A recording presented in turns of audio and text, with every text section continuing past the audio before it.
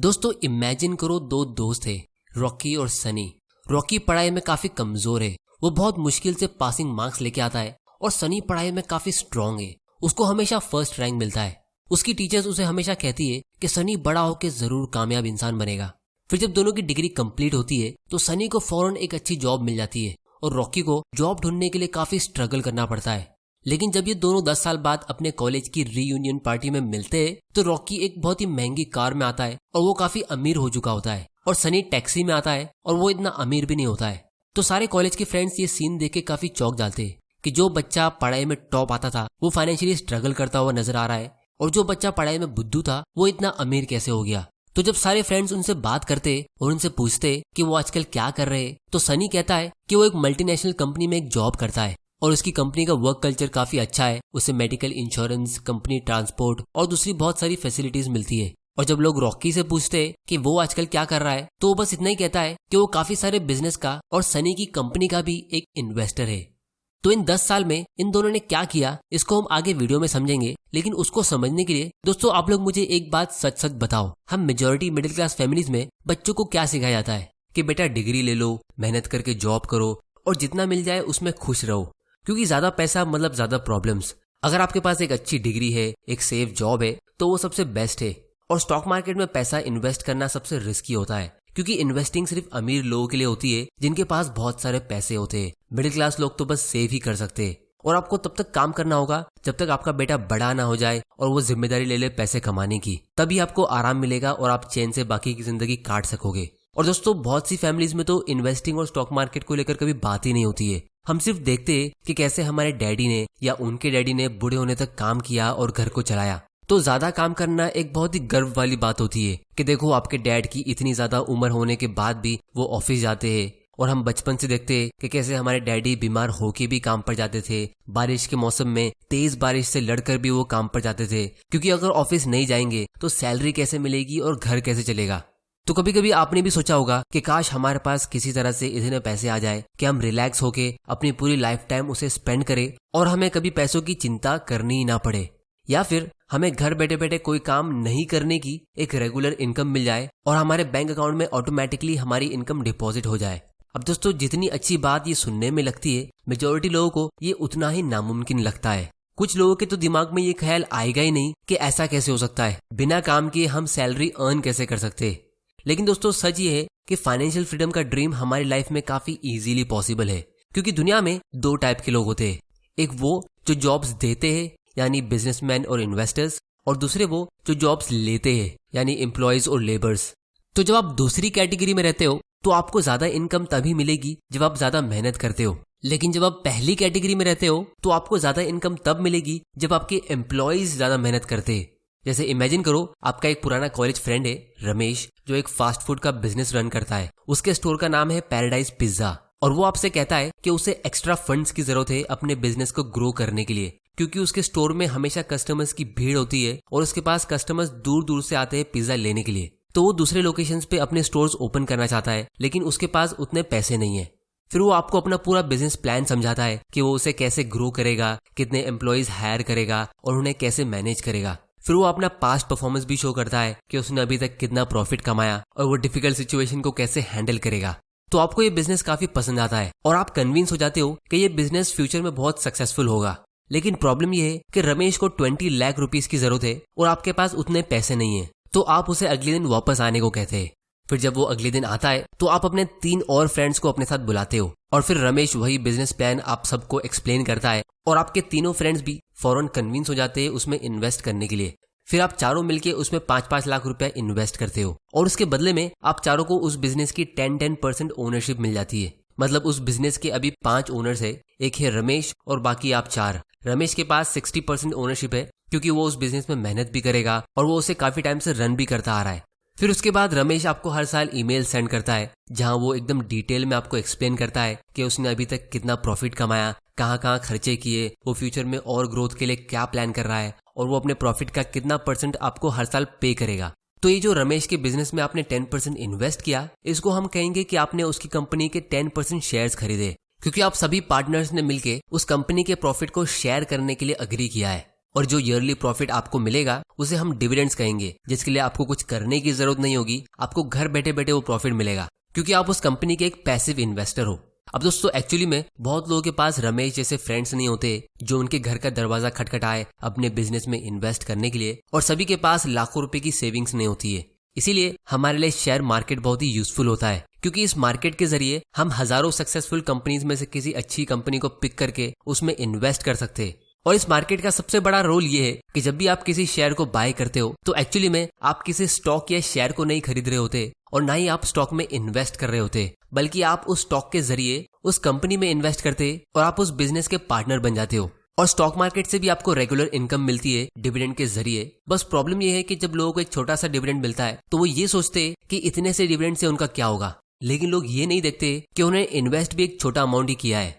तो एक्चुअली में ये एक एडवांटेज है कि आप एक छोटी कीमत जैसे 500 या 1000 रुपए से भी इन्वेस्टिंग शुरू कर सकते हो और काफी कम एज से स्टार्ट कर सकते हो, और इसके लिए आपको कहीं पे जाने की भी जरूरत नहीं है। ये सारा इन्वेस्टिंग का खेल और बिजनेस को समझने का काम हम घर बैठे बैठे बहुत ही आसानी से कर सकते हैं। लेकिन दोस्तों बहुत लोगों को ये स्टॉक मार्केट और इन्वेस्टिंग काफी कॉम्प्लिकेटेड लग सकता है, क्योंकि अगर आप कोई फाइनेंशियल न्यूज चैनल देखोगे तो वो आपको एक ही स्क्रीन पे इतनी सारी चीजें दिखाएंगे कि आप कंफ्यूज हो जाओगे कि यहाँ पे हो क्या रहा है। या फिर अगर आप कोई यूट्यूब वीडियोस देखोगे तो वो कहेंगे कि आपको कौन सा स्टॉक आज खरीद के कल सेल करना है, फिर कौन सा कल खरीद के उसे परसों सेल करना है। और एक ही स्टॉक के लिए किसी से आपको बाय करने की एडवाइस मिलेगी और किसी और से आपको सेल करने की एडवाइस मिलेगी।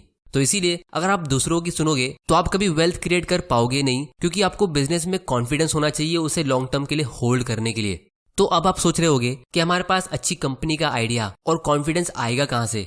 तो दोस्तों सच ही है कि हम अपने चारों तरफ से अच्छे बिजनेस से घिरे हुए होते हैं। जैसे इमेजिन करो कि आप सुबह सुबह चाय पीते पीते ये सोचते हो कि आप अपने पैसे कहाँ इन्वेस्ट करोगे, और अचानक से आप ये सोचते हो कि यार मैं टाटा टी पीता हूँ और ब्रिटानिया की बिस्किट साथ में खा रहा हूँ और ये चीज तो मैं पिछले काफी सालों से कर रहा हूँ, तो ये कंपनी में इन्वेस्ट करना कैसा होगा, क्योंकि आप इनके डेली कस्टमर हो। और जब आप इनके कस्टमर नहीं रहोगे तो सबसे पहले ये चीज आपको ही पता चलेगी।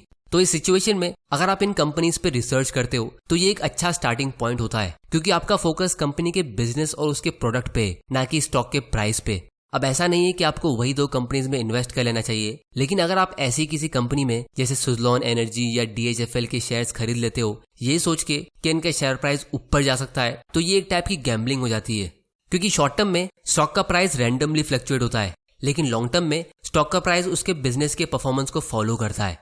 और सच ही है कि बहुत ही कम लोग स्टॉक मार्केट में किसी कंपनी पे फोकस करके उसके शेयर्स बाय करते हैं, जिसका मतलब ये है कि मेजॉरिटी लोग इसमें गैम्बलिंग करते हैं और इसीलिए 99% मिडिल क्लास लोग इसमें पैसा लूज करते हैं, क्योंकि मेजॉरिटी लोग जॉब्स करते हैं जिनको बिजनेस की इतनी नॉलेज होती नहीं है।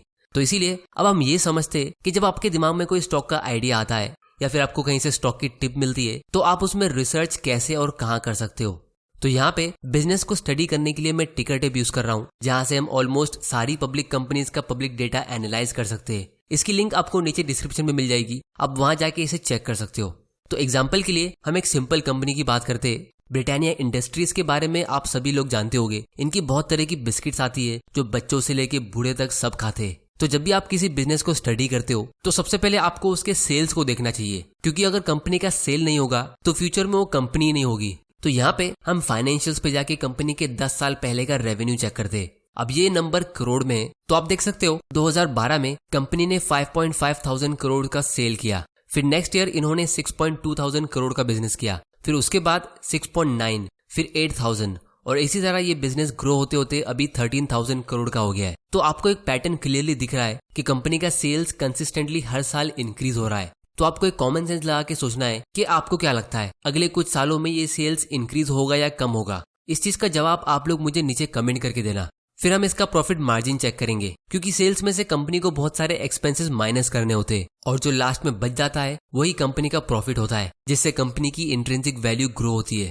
तो प्रॉफिट मार्जिन के लिए हम यहाँ पे मार्जिन व्यू सिलेक्ट करेंगे। 10 साल पहले कंपनी का नेट इनकम मार्जिन यानी प्रॉफिट मार्जिन 3.6% का था, यानी कंपनी के हर 100 रुपए के सेल्स के बदले कंपनी को सिर्फ 3.6 रुपीज का प्रॉफिट हो रहा था, जो एक्चुअली में बहुत ही कम है। इसलिए कंपनी ने इस पे फोकस करना शुरू किया और फिर अगले साल इनका प्रॉफिट मार्जिन 4.16% में इंक्रीज हुआ, और फिर उसके अगले साल 5.69% में इंक्रीज हुआ, और फिर उसके अगले साल 8.5%। मतलब कंपनी का सेल्स तो हर साल इंक्रीज हो ही रहा है और उसके ऊपर हर साल ज्यादा प्रॉफिट्स भी कमा रही है।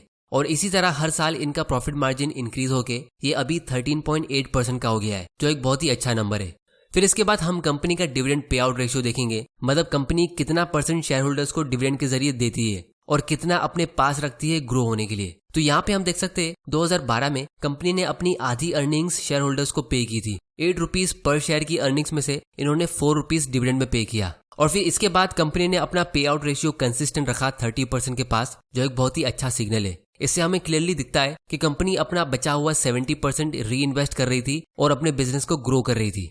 और फिर अच्छा प्रॉफिट कमाने के बाद और अपनी अर्निंग्स को सेव करने के बाद पिछले साल 2021 में इन्होंने एक बड़ा स्पेशल डिविडेंड पे किया। तो इससे आपको एक चीज क्लियरली समझ आ गई होगी कि जो कंपनी जेन्युइनली अपने बिजनेस पे फोकस करती है और अपने शेयर होल्डर की वेल्थ को इंक्रीज करने पे फोकस करती है, तो वो घुमा फिरा के अपना सारा प्रॉफिट्स हम शेयर होल्डर्स को ही देती है। तो जब भी आप किसी स्टॉक के बारे में सुनते हो या आपको किसी स्टॉक में इन्वेस्ट करना है, तो उसके कुछ फाइनेंशियल नंबर्स को आप यहाँ पे आके देख सकते हो कि कंपनी का सेल्स कितना ग्रो हो रहा है और कंपनी प्रॉफिट कमाती भी है या नहीं, कंपनी कोई कर्जे में डूबी तो नहीं है, या उनमें कोई रेड फ्लैग्स तो नहीं है, मतलब फ्रॉड्स एक्सेट्रा एक्सेट्रा।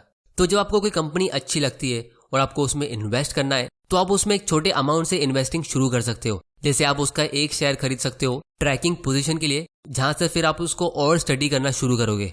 तो अब हम ये समझते हैं कि आप किसी स्टॉक में इन्वेस्ट कैसे कर सकते हो।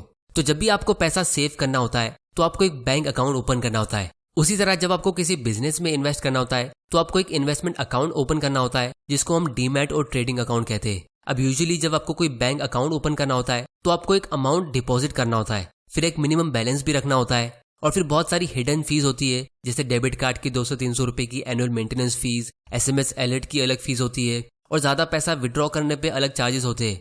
लेकिन जहां बात आती है इन्वेस्टमेंट अकाउंट की, तो हमारे पास इंडिया में बहुत सारे ऐसे ब्रोकर्स है, जैसे मैं पर्सनली एंजल ब्रोकिंग यूज करता हूँ। तो यहाँ पे आपको कोई भी जॉइनिंग फीस चार्ज नहीं होती है और आपको कोई मिनिमम बैलेंस या शेयर्स खरीदने की जरूरत नहीं है। आप जब भी और जितना अमाउंट इन्वेस्ट करना चाहते हो आप इसके जरिए कर सकते हो और ये बस आपको एक एनुअल मेंटेनेंस फी चार्ज करते हैं जो 200 रुपए के आसपास होती है। और फिलहाल इनका एक ऑफर चल रहा है जहाँ पे ये first year annual maintenance free दे रहे हैं और जब आप लॉन्ग टर्म के लिए शेयर्स बाय करते हो तो आपको कोई भी ब्रोकरेज भी चार्ज नहीं होती है। और दोस्तों, डायरेक्ट स्टॉक इन्वेस्टिंग में सबसे अच्छी बात ये होती है कि जो आपके शेयर्स होते हैं वो ब्रोकर के पास नहीं बल्कि एक सेंट्रल डिपॉजिटरी के पास जमा होते हैं। और उसके साथ में जिस कंपनी के आप शेयर्स खरीदते हो तो उस कंपनी के रजिस्टर में भी आपका नाम ऐड होता है कि इतने शेयर्स इस आदमी के हैं और उसने इस डेट में उसे बाय किया और उसकी पर्सनल डिटेल्स ये है और उसका बैंक अकाउंट नंबर ये है, एक्सेट्रा एक्सेट्रा। और यही रीजन है कि जब कंपनी अच्छा प्रॉफिट कमाती है तो वो अपना डिविडेंड डायरेक्टली शेयर होल्डर्स के अकाउंट में ट्रांसफर करती है। इसमें कोई भी ब्रोकर इन्वॉल्व नहीं होता है। तो एक्चुअली में अगर आप थोड़ा गौर करोगे तो स्टॉक्स कैश और बैंक डिपॉजिट के मुकाबले ज्यादा सेफ दिख रहे हैं, क्योंकि अगर कोई बैंक बंद हो जाए तो आपकी FD और सेविंग्स एक बार खतरे में हो सकती है और कैश आपसे कोई चोरी भी कर सकता है। लेकिन अगर आपने एक बार किसी अच्छी कंपनी में इन्वेस्ट कर दिया और फिर आपका ब्रोकर बंद भी हो जाए तो भी आपको टेंशन लेने की जरूरत नहीं है, क्योंकि आपके शेयर्स का रिकॉर्ड कंपनी के पास भी होता है और डिपॉजिटरी में जैसे CDSL के पास भी होता है। बस प्रॉब्लम यह है कि लोग गलत कंपनी के शेयर्स खरीद लेते हैं, जल्दी अमीर बनने की लालच में किसी हॉट स्टॉक में इन्वेस्ट कर लेते हैं जिसमें उनका शेयर का प्राइस नीचे जाता है और उनका लॉस हो जाता है। तो अब हम रॉकी और सनी की स्टोरी को कंप्लीट करते हैं। तो रॉकी ने जब अपनी कॉलेज की डिग्री खत्म की तो वो एक बेसिक लेवल का जॉब करते करते बिजनेस और इन्वेस्टिंग के बारे में सीखता और फिर उसने अपनी मेजॉरिटी सेविंग्स को हाई क्वालिटी की ग्रोथ कंपनीज के स्टॉक में इन्वेस्ट किया लॉन्ग टर्म माइंडसेट के साथ। और सनी ने कभी ज्यादा सेव किया ही नहीं और जितना भी थोड़ा बहुत वो सेव करता था तो वो उसे किसी सेफ गवर्नमेंट बॉन्ड या FD में इन्वेस्ट करता जो इन्फ्लेशन यानी महंगाई से भी कम रिटर्न दे रहा था, या फिर वो एंटरटेनमेंट के लिए किसी हॉट स्टॉक में इन्वेस्ट कर देता। तो सनी ने पैसा कमाया बहुत था, लेकिन वो अपने कैपिटल को ग्रो कर रहा तो दूर उसे प्रिजर्व भी नहीं कर पाया। और दोस्तों, सबसे सैड बात यह है कि 99% इंडियंस ऐसी ही सनी जैसी अपनी लाइफ गुजार देते हैं। तो इसीलिए फाइनली मैं सिर्फ इतना ही कहूंगा कि जब आप अपना कीमती टाइम देके मेहनत करके पैसा अर्न करते हो और फिर उसको ऐसी जगह रखते हो जहां वो इन्फ्लेशन को भी बीट नहीं कर पाता है, मतलब जिस रेट से इंडिया में महंगाई बढ़ रही है यानी 7-8% के रेट से सिर्फ उतनी ही तेजी से आपका पैसा ग्रो नहीं होता है, तो ये कितनी बुरी बात है। ये तो ऐसा हो गया जैसे आपने बहुत मेहनत करके एक कंपनी स्टार्ट की और फिर आपने उसमें बहुत सारे लोगों को नौकरी दी, फिर उनसे काम कराने के बदले आप खुद और ज्यादा मेहनत करने लगे और आपने उन सारे एम्प्लॉयज को लंबी छुट्टी दे दी और फिर अपने बुढ़ापे में जब आपको उनकी बहुत ज्यादा जरूरत होती है तो वो एम्प्लॉयज एकदम आलसी और कमजोर हो चुके होते हैं। तो इसमें गलती किसकी है? तो इसीलिए पैसा भी टाइम के साथ बूढ़ा होते रहता है और उसकी वैल्यू टाइम के साथ कम होती रहती है। इसको जवान रखने के लिए और ग्रो करने के लिए आपको इसे इन्वेस्ट करना होता है जहां पे ये आपके लिए काम करता रहे।